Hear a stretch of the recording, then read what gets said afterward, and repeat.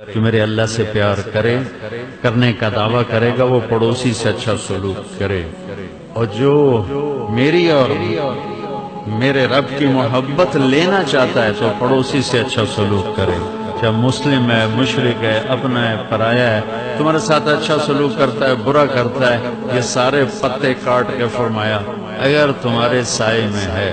ہم سایہ، ایک ہی سایہ، ہم سایہ، ٹھیک ہے نا، ہم سفر ہوتا ہے ایک ہی سفر، ہم سایہ، سایہ ایک ہی سایہ ہے دونوں کا۔ کیا خوبصورت لفظ کسی نے بنایا پڑوسی کے لیے کہ جن کا تو سایہ بھی ایک ہی ہے۔ تو میرے نبی نے فرمایا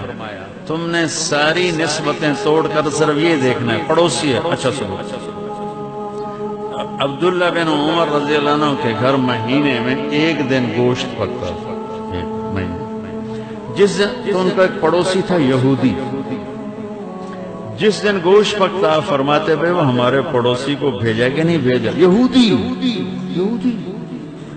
تم سگے بھائی سے سلام نہیں کرتے۔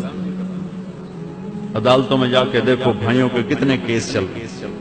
چھوٹی چھوٹی باتوں پہ کتنی لڑائیاں چل رہی ہیں، بہن بھائی ٹوٹے پڑے ہیں، اولاد ماں باپ ٹوٹے پڑے ہیں، رشتے ناطے خشک پتوں کی طرح بکھر چکے ہیں۔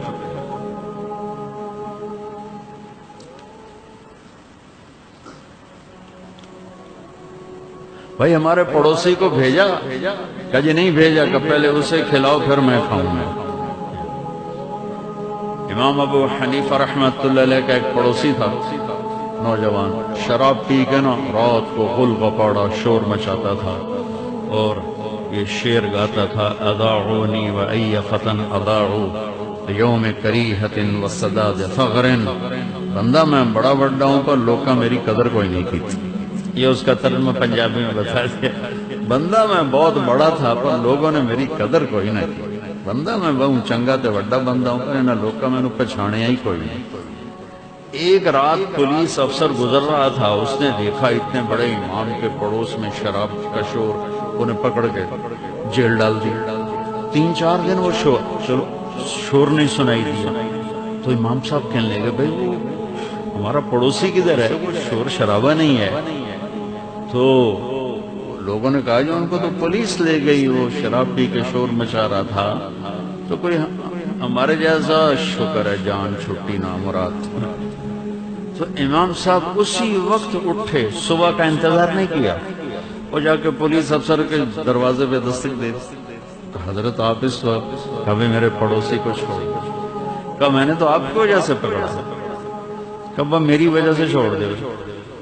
اس کے ساتھ گئے،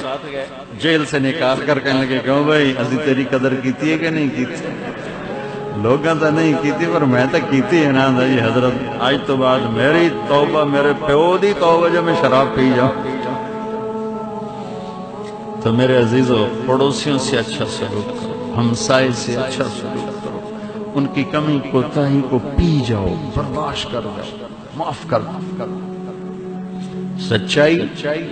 دیانتداری، پڑوسی سے اچھا سلوک، 3 کام ہیں انشاءاللہ۔ کیا موت بھی آئے گی تو عزت سے، قبر میں جاؤ گے تو استقبال ہو، حشر میں اٹھو گے تو اللہ کے نبی کا حوض کوثر تمہارے لیے تیار ہوگا، ان کے ہاتھوں سے جام کوثر پیتے ہوئے پل صراط تمہیں خود پار کروائیں گے اور جنت میں خود ساتھ لے کر جائیں گے۔ یہ 3 اتنے عظیم الشان کام میں بتا رہا ہوں، یہ تبلیغ کا کام بھی اسی کو سیکھ